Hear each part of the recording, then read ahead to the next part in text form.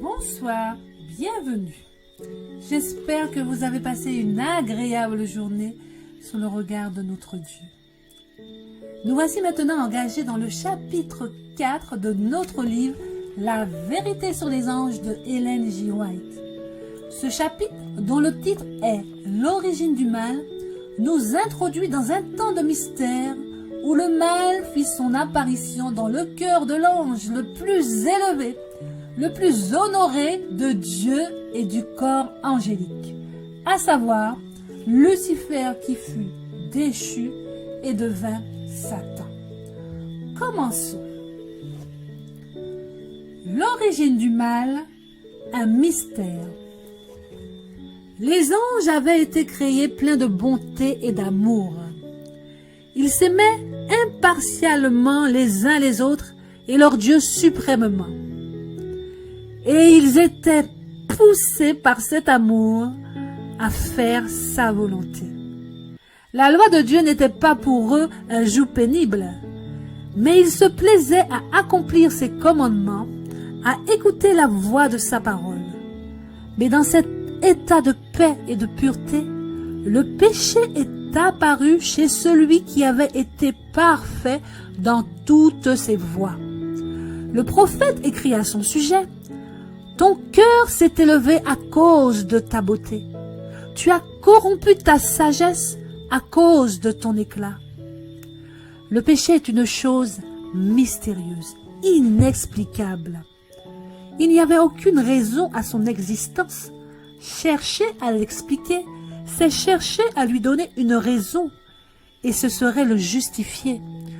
Le péché est apparu dans un univers parfait, une chose qui s'est révélée inexcusable.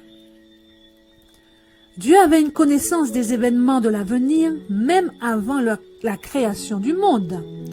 Il n'a pas adapté ses desseins aux circonstances, mais il a laissé les choses se développer et s'accomplir.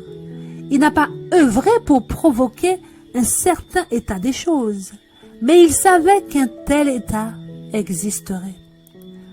Le plan qui doit être exécuté lors de la défection de l'une des hautes intelligences du ciel, voilà le secret, le mystère qui a été caché depuis des siècles. Et une offrande a été préparée dans les desseins éternels pour accomplir l'œuvre même que Dieu a accomplie pour l'humanité déchue. L'entrée du péché dans le ciel ne peut être expliquée. Si elle était explicable, cela montrerait qu'il y avait une raison au péché. Mais comme il n'y avait pas la moindre excuse pour lui, son origine restera toujours enveloppée de mystère. Dieu n'a pas créé le mal, il n'a fait que le bien qui était comme lui-même. Le mal, le péché et la mort sont le résultat de la désobéissance qui a pour origine Satan. Les premiers balbutiements du mal. Il fut un temps où Satan était en harmonie avec Dieu, et c'était sa joie d'exécuter les ordres divins. Son cœur était rempli d'amour et de joie en servant son Créateur, jusqu'à ce qu'il commence à penser que sa sagesse ne provenait pas de Dieu, mais était inhérente à lui-même, et qu'il était aussi digne que Dieu de recevoir honneur et pouvoir. Bien que Dieu ait créé Lucifer noble et beau, et qu'il l'ait élevé à un haut niveau d'honneur parmi l'armée angélique, il ne l'a pas placé hors de la possibilité de faire le mal. Satan avait le pouvoir, s'il le voulait, de pervertir ses dons. Il aurait pu rester en faveur de Dieu, aimé et honoré par toute la foule angélique, présidant dans sa position exaltée avec un soin généreux et désintéressé, exerçant ses nobles pouvoirs pour bénir les autres et glorifier son Créateur. Mais, peu à peu, il a commencé à chercher son propre honneur et à utiliser ses pouvoirs pour attirer l'attention et s'attirer des louanges. Il amena aussi peu à peu les anges sur lesquels il régnait à lui rendre service au lieu de consacrer tout leur pouvoir au service de leur Créateur.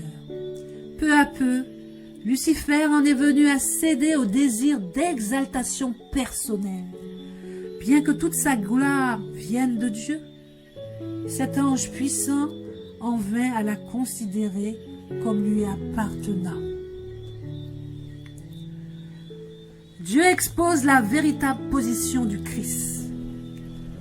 Avant l'ouverture du grand concours, tous devaient avoir une présentation claire de sa volonté à Dieu, dont la sagesse et la bonté étaient la source de toute leur joie.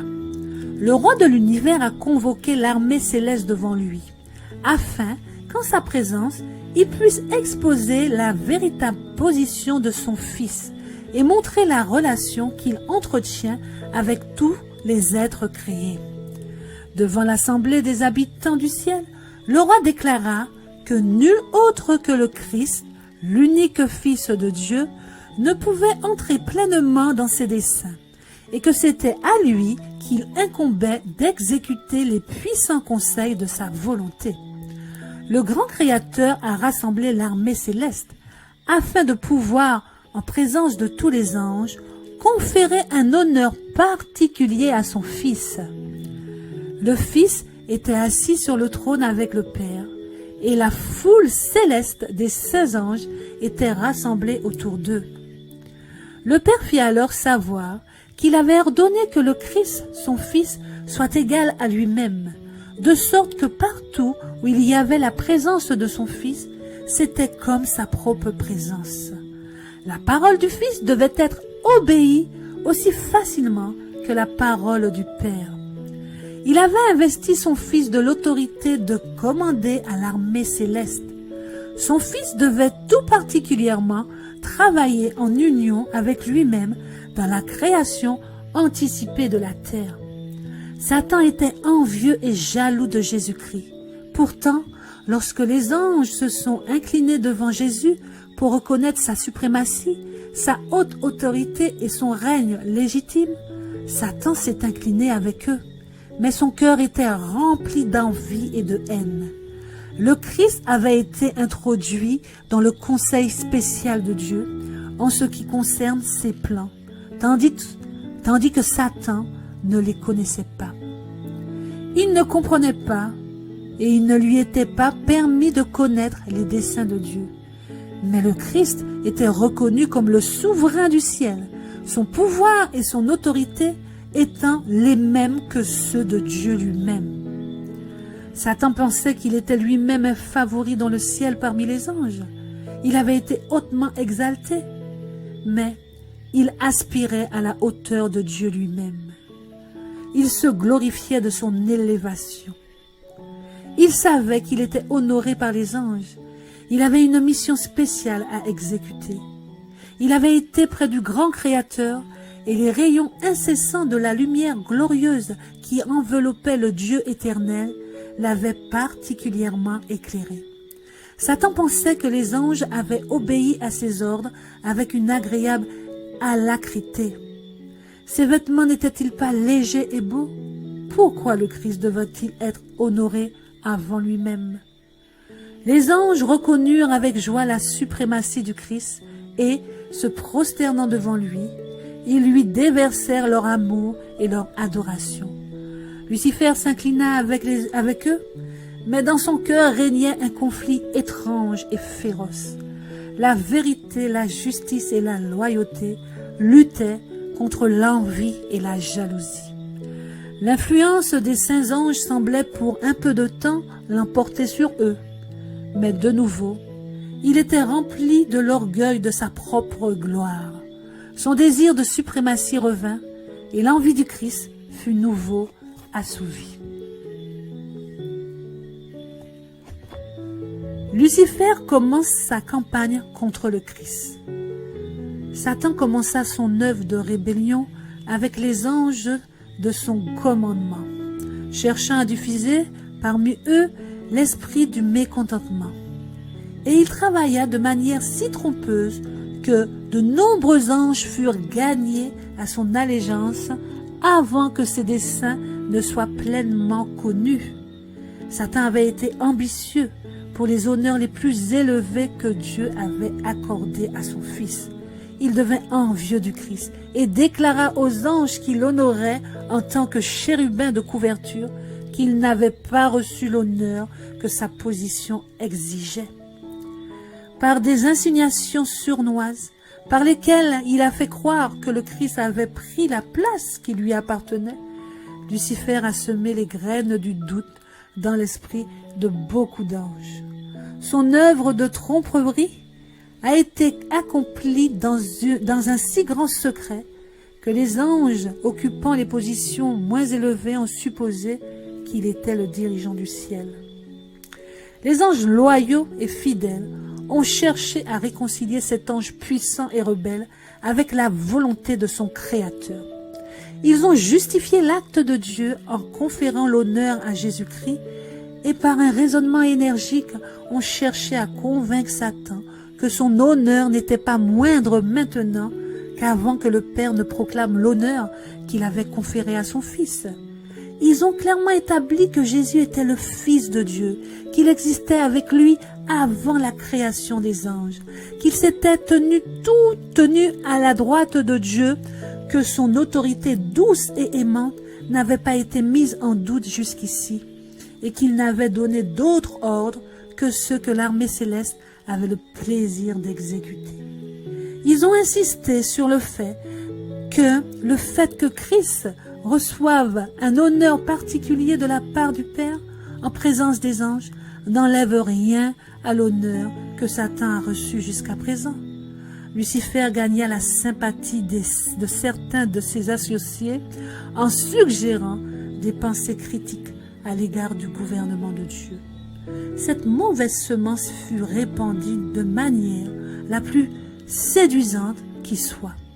Et après qu'elle eut germé et pris racine dans l'esprit de beaucoup de gens, il rassembla les idées qu'il avait lui-même d'abord implantées dans les esprits d'autrui et les apporta devant l'ordre le plus élevé des anges comme étant les pensées d'autres esprits contre le gouvernement de Dieu. Lucifer a d'abord mené ses tentations de telle sorte qu'il ne s'est pas engagé lui-même.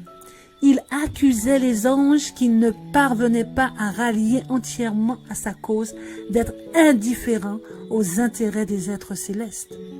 Le travail qu'il accomplissait lui-même, il l'imputait aux anges loyaux. Il avait pour politique de rendre perplexe par des arguments subtils sur les desseins de Dieu. Il enveloppait de mystère tout ce qui était simple et par une perversion habile, il mettait en doute les déclarations les plus claires de Jéhovah. Et sa position élevée, si étroitement liée au gouvernement divin, donnait plus de force à ses représentations. Le tout premier effort de Satan pour renverser la loi de Dieu, entrepris parmi les habitants sans péché du ciel, sembla pour un temps être couronné de succès. Un grand nombre d'anges furent séduits. Le gouvernement de Dieu comprenait non seulement les habitants du ciel, mais de tous les mondes créés. Et Satan pensa que s'il pouvait entraîner avec lui les intelligences du ciel dans sa rébellion, il pouvait aussi entraîner avec lui les autres mondes.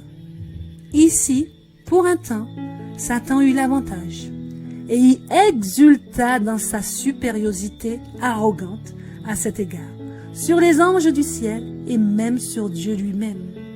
Lucifer s'était déguisé dans un manteau de mensonges et pendant un certain temps, il était impossible d'arracher la couverture, de sorte que la hideuse difformité de son caractère pouvait être vue. Il faut le laisser se révéler dans ses œuvres cruelles, astucieuses et méchantes. Amen.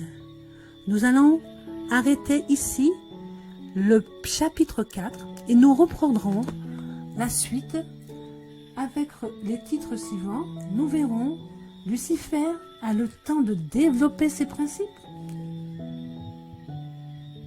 Les anges débattent des problèmes. Dieu relève le défi de Satan. Lucifer devint Satan, les anges comparaissent devant le Père. Il me reste maintenant à vous souhaiter une excellente nuit sous le regard de Dieu. Pensez à prier, à réclamer vos anges, car nous avons besoin de leur protection. N'oubliez pas de liker, de vous abonner. Soyez bénis. Merci.